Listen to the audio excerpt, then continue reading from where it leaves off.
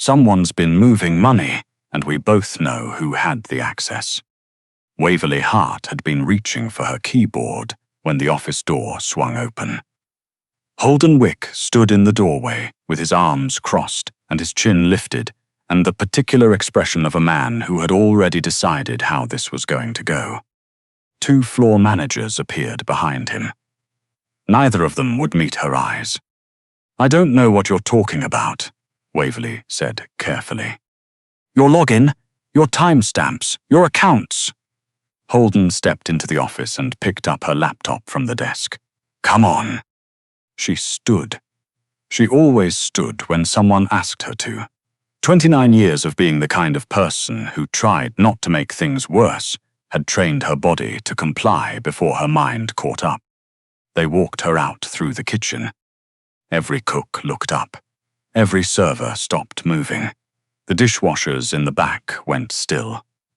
22 people watched Waverly Hart walk through the kitchen with a laptop held over her head like evidence of something she hadn't done. No one said a word. Holden stopped in the middle of the room and turned to address the staff the way a man addresses a crowd he owns. "I want everyone to understand that this restaurant does not tolerate. Put it down." The voice was quiet. That was the first thing. It wasn't loud. It wasn't angry. It was the kind of voice that didn't need to be either of those things. Cillian Marrow stood at the kitchen's service entrance. He was 42 years old and built like a man who had never once in his life needed to raise his voice to be obeyed. Dark suit. No tie. A stillness about him that made the busy kitchen feel like it had suddenly stopped breathing. He was the owner of Marrow Hospitality Group, 6 restaurants, 2 hotels, a real estate portfolio that had more to do with leverage than property. He was also, though none of the kitchen staff said this out loud, the man who controlled more of Chicago's financial underworld than anyone the city had ever elected. People who dealt with him directly learned quickly that the most dangerous version of Cillian Marrow was the quiet one. Holden Wick lowered the laptop. "My office," Cillian said. "Both of you."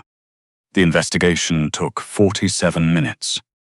Remy Holt, who had worked beside Cillian for 11 years, and who operated somewhere between head of security and the kind of person you called when something needed to disappear quietly, pulled every server log, every timestamp, every access record from the restaurant's financial system. He laid them on the conference table, in order. Cillian did not sit. He stood at the window and looked out at the alley below and waited. The altered transfers were made from a device registered to Holden Wick's credentials, Remy said.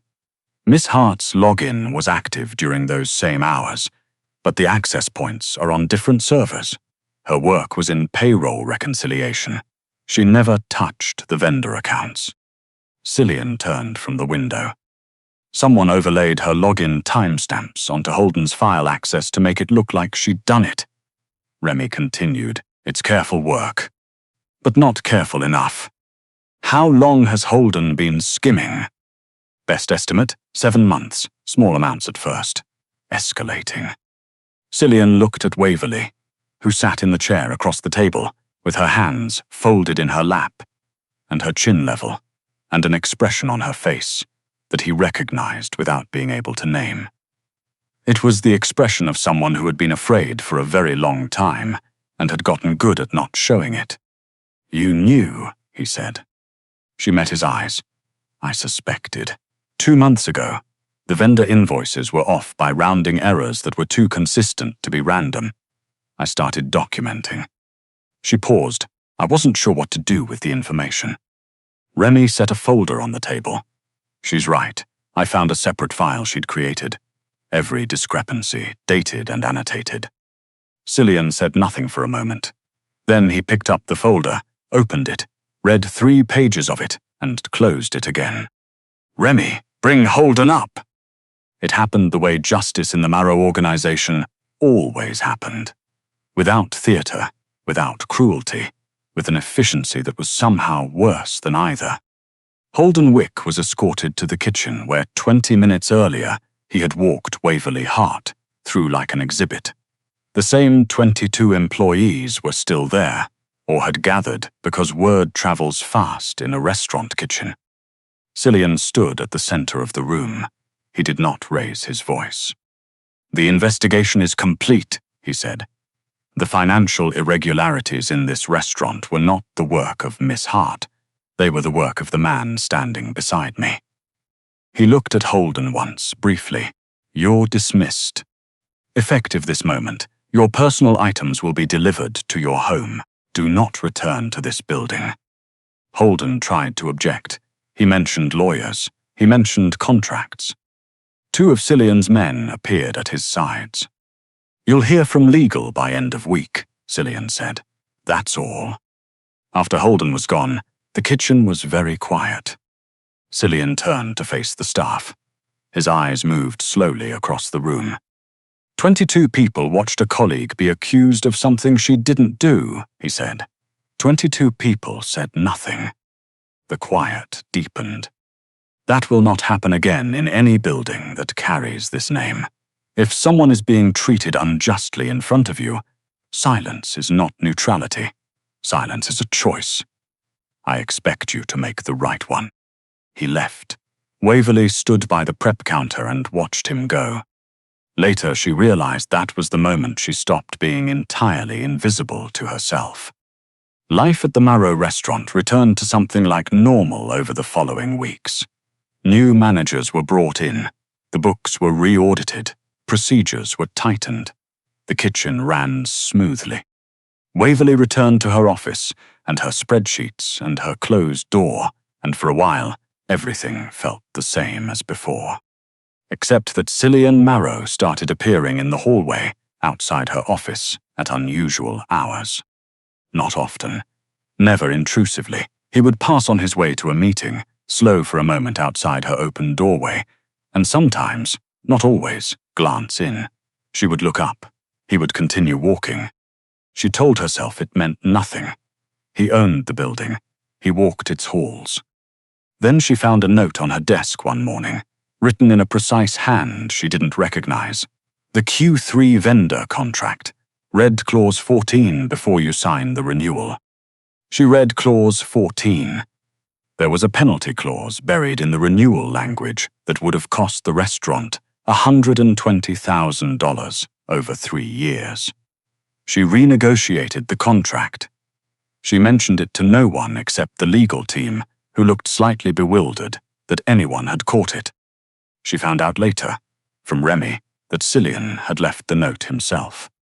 There was a night in October, late, when the last server had gone home and the kitchen was dark, and Waverley was still at her desk, working through a vendor audit that had been waiting 3 weeks. She heard footsteps in the hall. Then a knock, though the door was open. Cillian stood in the doorway.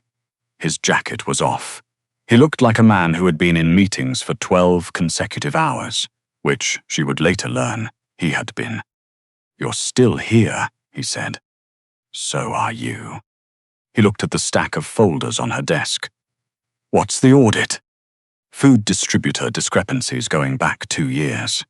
I think one of our suppliers has been billing us for product weights that don't match delivery records." "How much?" "I haven't finished the calculation, but it's significant."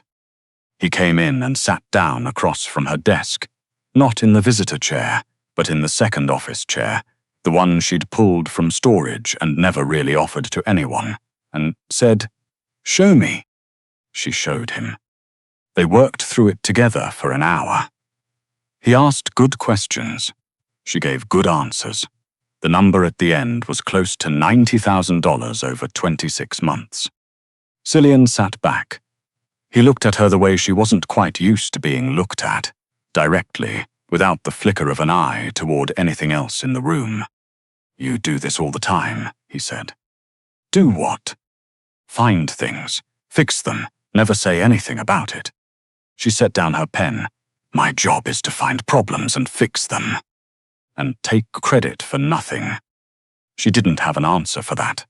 He didn't press it. He said good night and left, and Waverley sat alone in her office for a long time before she finally went home. Remy brought Cillian a file he hadn't asked for on a Thursday morning. "You're going to want to read this," was all he said. The file was about Waverley Hart, not the recent investigation. Remy had compiled that before. This was older, wider. Cillian read it at his desk, with the door closed. Her academic record was remarkable. She'd graduated top of her class from a state school on a scholarship she'd applied for herself, without help, working weekends through all 4 years. She'd been accepted to a graduate accounting program, deferred, then withdrew when the tuition gap couldn't be closed. She'd applied to 4 major accounting firms over 3 years. Outstanding references, clean record, exceptional scores. Every rejection letter used the same careful language, not the right fit for client-facing work at this time. One interviewer's internal note, obtained through channels Remy declined to specify, read, talented, presentation concerns. He set the page down. There was a photograph, old, from a local news piece about a community fundraiser. Waverley was laughing at something off camera. She looked younger, a little less careful about herself. There was a man beside her, identified in the caption as her then partner, a financial consultant named Terence Aldis. Cillian looked at the name. He recognized it. Remy confirmed it when he came back.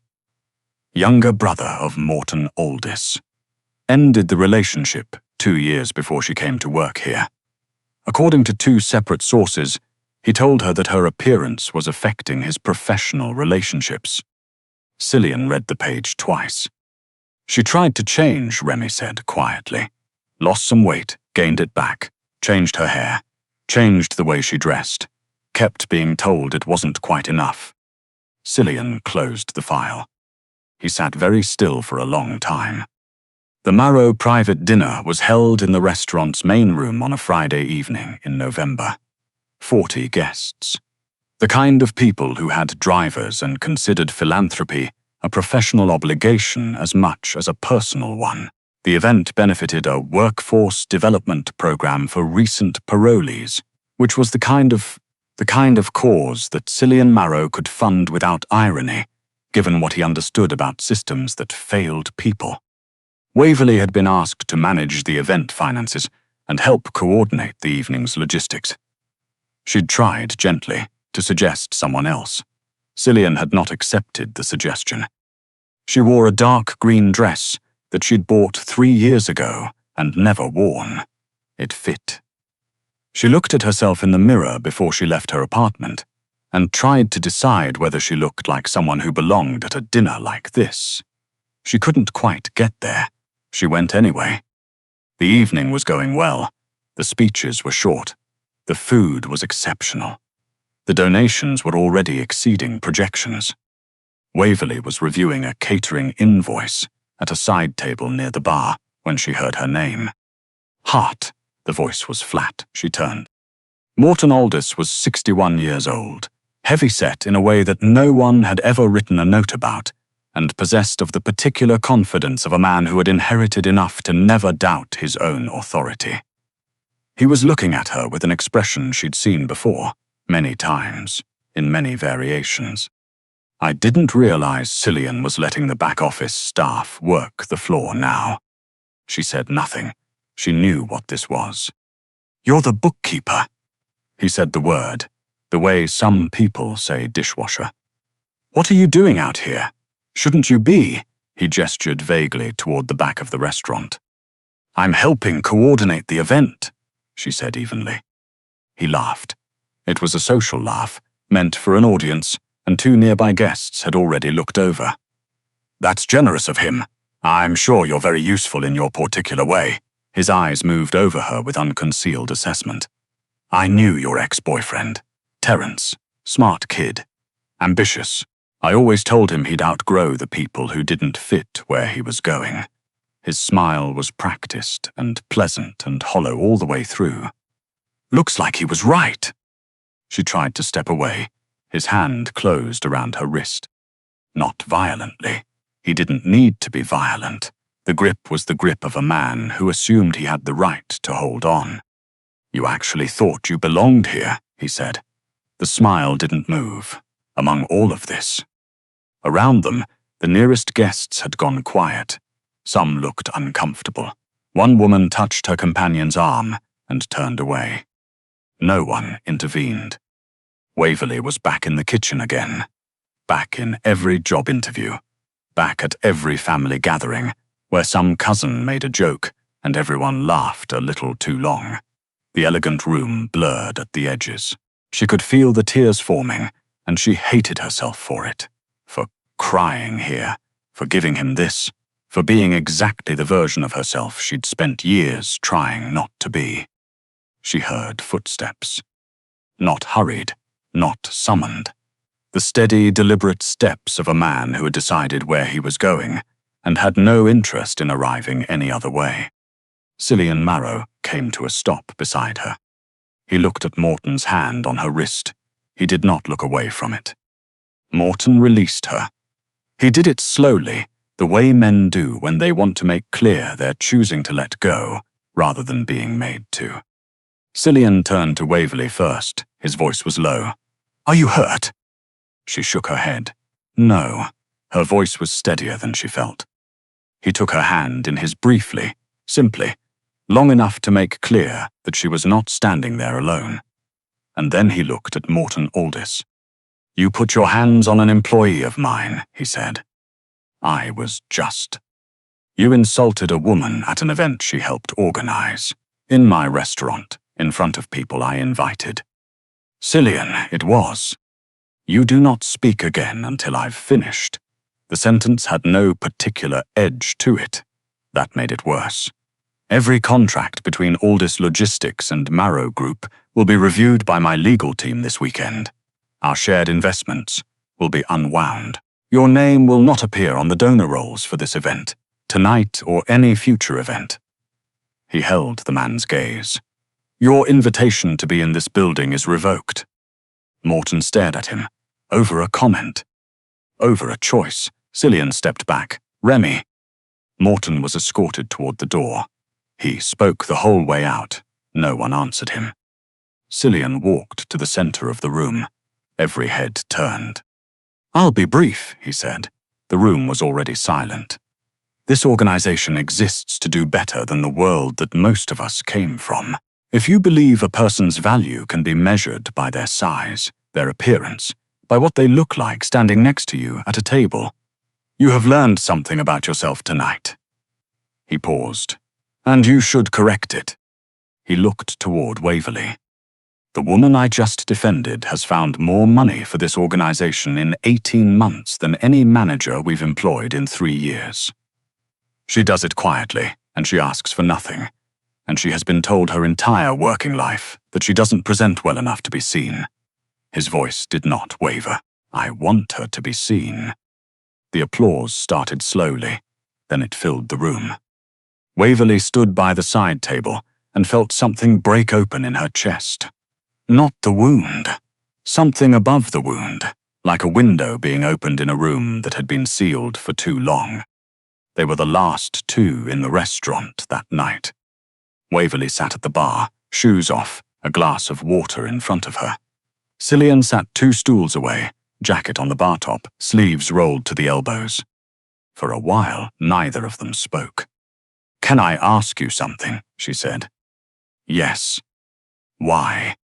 He looked at her. "You could have handled it privately. Talked to Morton after. Kept it quiet." She turned the water glass slowly.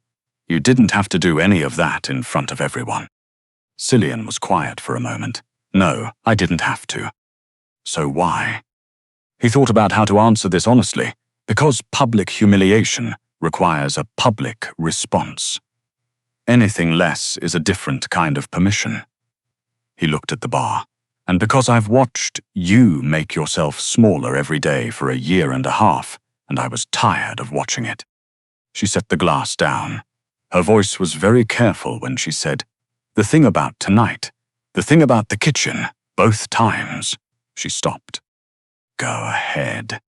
"The hardest part wasn't the accusation," she exhaled. It wasn't even what Morton said. It was the people around me going still.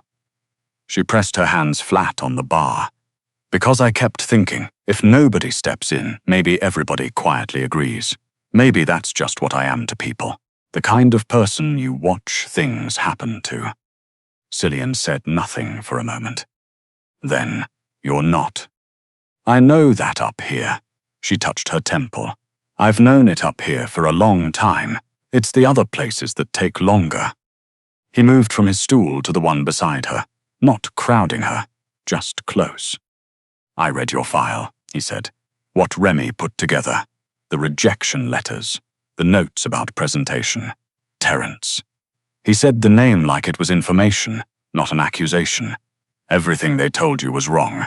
Every single thing. She looked at her hands. They weren't always lying. Sometimes I really don't. Waverley. Her name in his voice stopped her. You built a financial reporting system for this restaurant from scratch in 3 months. You found 90,000 in distributor fraud that everyone else missed. You paid for 2 servers' certification exams out of your own pocket so they'd have better job prospects. He looked at her directly. None of that is someone who doesn't fit. That's someone who was never given the right room. Her eyes filled. She didn't look away. I spent 20 years trying to become someone more acceptable, she said quietly. Different clothes, different hair. Lost weight, gained it back. Tried to speak more carefully, laugh more quietly, take up less space in rooms. She smiled briefly at the absurdity of it all, and no matter what I did, there was always something more, something I couldn't fix. There was never anything to fix. She finally looked at him directly. Really looked. The way she rarely let herself look at people, because looking directly required being looked back at. I need to say something, he said, and I'd like you to let me finish. She nodded. I didn't come to your defense in that kitchen because I felt sorry for you. I didn't walk across that room tonight because it was the strategically correct thing to do. He paused. I did it because watching someone treat you as though you were less than what you are is something I am not capable of standing still for. She was very quiet. I've been in rooms with people who terrified me, he continued. I've met powerful people, brilliant people, people who moved money and shook cities. None of them have come close to impressing me the way you do. Because you give away things you can't afford. You stay late for work that no one sees. You are kind to people who don't think to thank you. He stopped. And after everything that was done to you, after every door that was closed in your face for the worst possible reasons, you're still kind. That is not a small thing. That is an extraordinary thing. She reached over and put her hand over his. It was the first time she had initiated any kind of contact with him. No one has ever said that to me, she said. I know. He turned his hand over so his fingers could close around hers. Then let me be the first person who says it every day. The restaurant was quiet around them. Chicago hummed beyond the windows, indifferent and enormous, full of its old cruelties and its occasional grace. Waverley Hart had spent 29 years learning to want less, to need less, to take up less. She had been very good at it. For the first time, she let herself want more. 6 months later, Marrow Group had a new financial director. Waverley wore a charcoal blazer to her first executive meeting and sat at the table rather than outside it, and she asked 3 questions that made 2 senior managers go very quiet and look at each other the way people look at each other when they realize they've been doing something wrong for a long time. The culture of the organization had shifted in ways that were difficult to trace to a single moment. Managers stopped dismissing junior staff in hallways. Complaints were heard.